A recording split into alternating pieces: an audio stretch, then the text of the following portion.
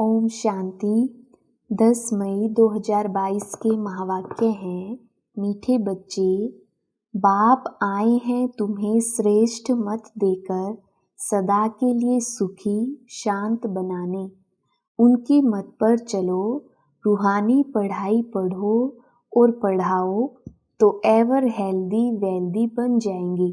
प्रश्न, कौन सा चांस सारे कल्प में इस समय ही मिलता है जो मिस नहीं करना है? उत्तर, रूहानी सेवा करने का चांस, मनुष्य को देवता बनाने का चांस अभी ही मिलता है। यह चांस मिस नहीं करना है। रूहानी सर्विस में लग जाना है, सर्विसेबल बनना है। खास कुमारियों को ईश्वरीय गवर्नमेंट की सेवा करनी है। मम्मा बाबा को पूरा फॉलो करना है। अगर कुमारियां बाप का बनकर जिस्मानी सर्विस ही करती रहें, कांटों को फूल बनाने की सर्विस नहीं करें, तो यह भी जैसे बाप का डिसरिगार्ड है। गीत, जाग सजनिया जाग। ओम शांति। सजनियों को किसने समझाया? कहते हैं साजन आया सजनियों के लिए। कितनी सजनियां हैं? एक साजन को इतनी सजनियां, वंडर है ना। मनुष्य तो कहते कृष्ण को 16,108 सजनियां थी, परंतु नहीं। शिव बाबा कहते हैं मुझे तो करोड़ों सजनियां हैं। सब सजनियों को मैं अपने साथ स्वीट होम में ले जाऊंगा। सजनियां भी समझती हैं हमको फिर से बाबा ले जाने आए हैं।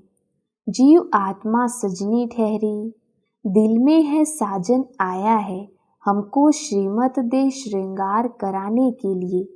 मत तो हरेक को देते हैं, पुरुष स्त्री को, बाप बच्चे को, साधु अपने शिष्य को, परंतु इतनी मत तो सबसे न्यारी है, इसलिए इनको श्रीमत कहा जाता है और सब है मनुष्य मत। वह सब मत देते हैं अपने शरीर निर्वाह के लिए। साधु संत आदि सबको तात लगी हुई है शरीर निर्वाह की। सभी एक दो को धनवान बनने की मत देते रहते हैं। सबसे अच्छी मत साधुओं गुरुओं की मानी जाती है, परंतु वह भी अपने पेट के लिए कितना धन इकट्ठा करते हैं। मुझे तो अपना शरीर नहीं है, मैं अपने पेट के लिए कुछ नहीं करता हूँ। तुमको भी अपने पेट का ही काम है कि हम महाराजा महारानी बने। सबको तात है पेट की। फिर कोई ज्वार की रोटी खाते तो कोई अशोका होटल में खाते। साधु लोग धन इकट्ठा कर बड़े मंदिर आदि बनाते हैं। शिव बाबा शरीर निर्वाह अर्थ तो कुछ करते नहीं हैं। तुमको सब कुछ देते हैं सदा सुखी बनाने के लिए। तुम एवर हेल्दी वेल्दी बनेंगे। मैं तो एवर हेल्दी बनने का पुरुषार्थ नहीं करता हूँ। मैं हूँ ही अशरीरी। मैं आता ही हूँ तुम बच्चों को सदा सुखी बनाने के लिए। शिव बाबा तो है निराकार, बाकी सबको पेट की लगी रहती है। द्वापर में बड़े बड़े सन्यासी तत्व ज्ञानी ब्रह्म ज्ञानी थे। याद में रहते थे तो घर बैठे उनको सब कुछ मिल जाता था। पेट तो सबको है, सबको भोजन चाहिए, परंतु योग में रहते हैं इसलिए उनको धक्का नहीं खाना पड़ता है। अब बाप तुम बच्चों को युक्ति बतलाते हैं कि तुम सदा सुखी कैसे रह सकते हो। बाबा अपनी मत देकर विश्व का मालिक बनाते हैं। तुम चिरंजीवी रहो, अमर रहो। सबसे अच्छी मत उनकी है। मनुष्य तो बहुत मत देते हैं। कोई इम्तिहान पास कर बैरिस्टर बन जाते, परंतु वह सब है अल्पकाल के लिए। पुरुषार्थ करते हैं अपने और बाल बच्चों के पेट के लिए। अब बाबा तुमको श्रीमत देते हैं, हे बच्चे श्रीमत पर चल, यह रूहानी पढ़ाई पढ़ो जो मनुष्य विश्व का मालिक बन जावे। सबको बाप का परिचय दो तो बाप की याद में रहने से एवर हेल्दी वेल्दी बन जाएंगे। वह है अविनाशी सर्जन। तुम बाप के बच्चे भी रूहानी सर्जन हो।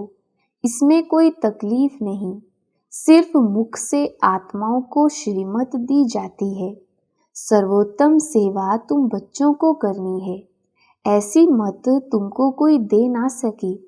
अब हम बाप के बच्चे बने हैं तो बाप का धंधा करें या जिस्मानी धंधा करें। बाबा से हम अविनाशी ज्ञान रत्नों की झोली भरते हैं। शिव के आगे कहते हैं भर दे झोली। वह समझते हैं 10-20 हजार मिल जाएंगे।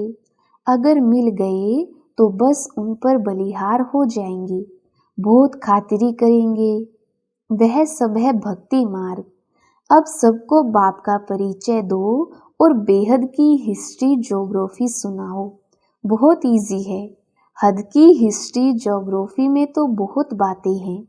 यह बेहद की हिस्ट्री ज्योग्राफी है कि बेहद का बाप कहाँ रहते हैं, कैसे आते हैं, हम आत्माओं में कैसे 84 जन्मों का पार्ट भरा हुआ है। बस जास्ती कुछ नहीं समझाओ, सिर्फ अलफ और बे। अहम आत्मा बाप को याद करके विश्व का मालिक बन जाएंगी। अभी पढ़ना और पढ़ाना है। अलफ माना अल्लाह, बे माना बादशाही। अब सोचो यह धंधा करें या जिस्मानी धंधा कर 200-400 कमाएं। बाबा कहते हैं अगर कोई होशियार बच्ची हो तो मैं उनके मित्र संबंधियों को भी दे सकता हूँ, जिससे उनका भी शरीर निर्वाह चलता रहे।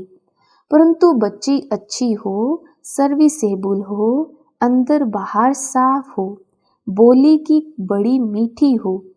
वास्तव में कुमारी की कमाई माँ बाप खा नहीं सकते।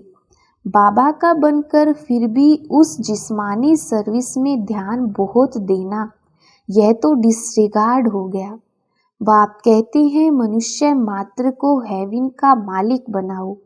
बच्चे फिर जिस्मानी सर्विस में माथा मारें। स्कूल खोलना तो गवर्नमेंट का काम है। अब बच्चियों को बुद्धि से काम लेना है।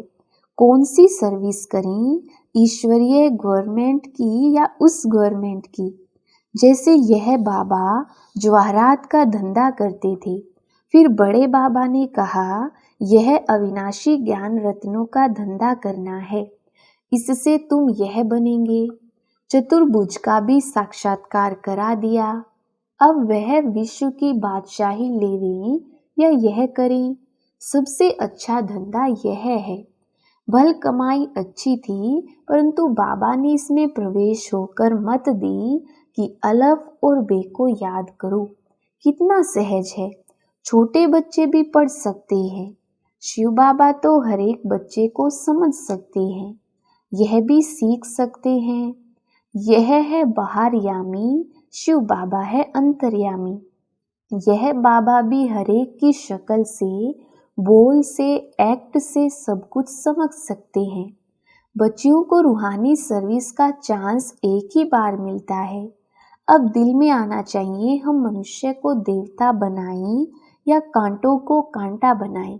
सोचो क्या करना चाहिए। निराकार भगवानुवाच देह सहित देह के सब संबंध तोड़ो। अपने को आत्मा समझ बाप को याद करते रहो। ब्रह्मा के तन से बाप ब्राह्मणों से ही बात करते हैं। वह ब्राह्मण लोग भी कहते हैं ब्राह्मण देवी देवताएं नमः।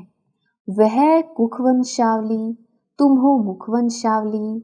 बाबा को जरूर ब्रह्मा बच्चा चाहिए। कुमार का बताओ बाबा को कितने बच्चे हैं। कोई कहते 600 करोड़, कोई कहते एक ब्रह्मा। भल तुम त्रिमूर्ति कहते हो, परंतु ऑक्यूपेशन तो अलग अलग है ना। विष्णु की नाभि से ब्रह्मा निकला, ब्रह्मा की नाभि से विष्णु, तो एक हो गई। विष्णु 84 जन्म लेते हैं, वह ब्रह्मा, बात तो एक ही है। बाकी रहा शंकर। ऐसे तो नहीं, शंकर तो शिव होता है, नहीं त्रिमूर्ति कहलाया जाता है। परंतु राइटियस बच्चे 2 हुए। यह सब ज्ञान की बातें हैं। तो बच्चियों के लिए यह सर्विस करना अच्छा है या मैट्रिक आदि पढ़ना अच्छा है।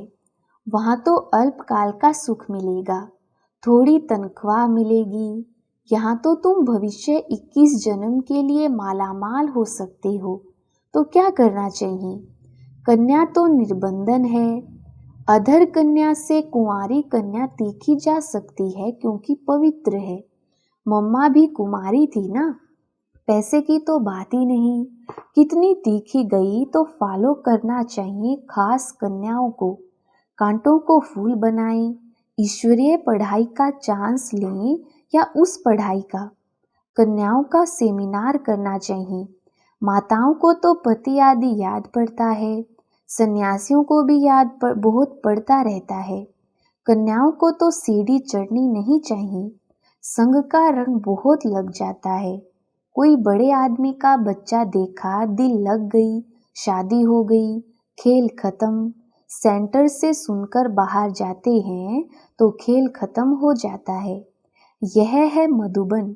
यहाँ ऐसे भी बहुत आते हैं, कहते हैं हम जाकर सेंटर खोलेंगे, बाहर जाकर गुम हो जाते हैं। यहाँ ज्ञान का गर्भ धारण करते, बाहर जाने से नशा गुम हो जाता है। माया ओपोजिशन बहुत करती है।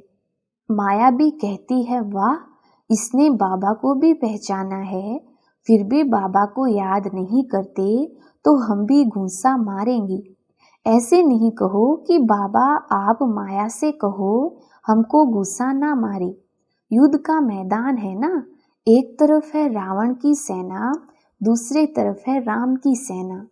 बहादुर बन राम की तरफ जाना चाहिए।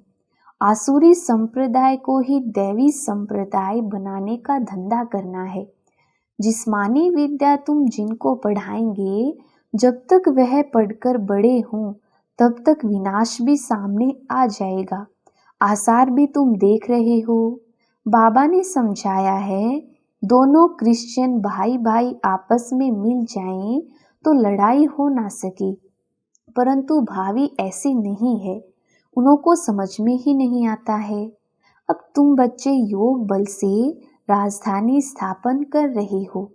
यह है शिव शक्ति सेना, जो शिव बाबा से भारत का प्राचीन ज्ञान और योग सीख कर भारत को हीरे जैसा बनाते हो। बाप कल्प के बाद ही आकर पतितों को पावन बनाते हैं। तुम सब रावण की जेल में हो, शोक वाटिका में हो, सब दुखी हो। फिर राम आकर सबको छुड़ाए, अशोक वाटिका स्वर्ग में ले जाते हैं।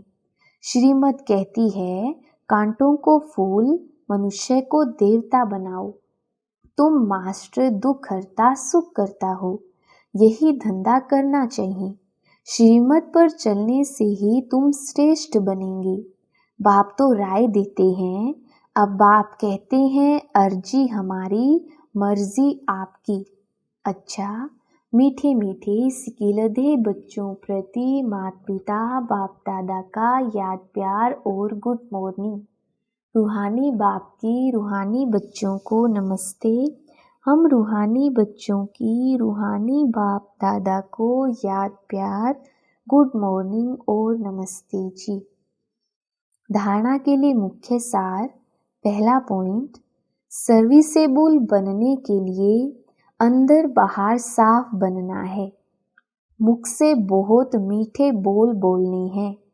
देह सहित देह के सब संबंधों से बुद्धि योग हटाना है। संग से अपनी संभाल करनी है। दूसरा पॉइंट, बाप समान मास्टर दुख हरता सुख करता बनना है। रूहानी सेवा कर सच्ची कमाई करनी है। रूहानी बाप की मत पर रूहानी सोशल वर्कर बनना है। वरदान, मैं और मेरा बाबा इस विधि द्वारा जीवन मुक्त स्थिति का अनुभव करने वाले सहज योगी भव। विस्तार, ब्राह्मण बनना अर्थात देह संबंध और साधनों के बंधन से मुक्त होना। देह के संबंधियों का देह के नाते से संबंध नहीं, लेकिन आत्मिक संबंध है। यदि कोई किसी के वश परवश हो जाते हैं तो बंधन है, लेकिन ब्राह्मण अर्थात जीवन मुक्त जब तक कर्मेंद्रियों का आधार है तब तक कर्म तो करना ही है, लेकिन कर्म बंधन नहीं, कर्म संबंध है। ऐसा जो मुक्त है वो सदा सफलता मूर्त है। इसका सहज साधन है मैं और मेरा बाबा। यही याद सहज योगी सफलता मूर्त और बंधन मुक्त बना देती है। स्लोगन: मैं और मेरेपन की अलाय को समाप्त करना ही रियल गोल्ड बनना है। मातेश्वरी जी के अनमोल महावाक्य।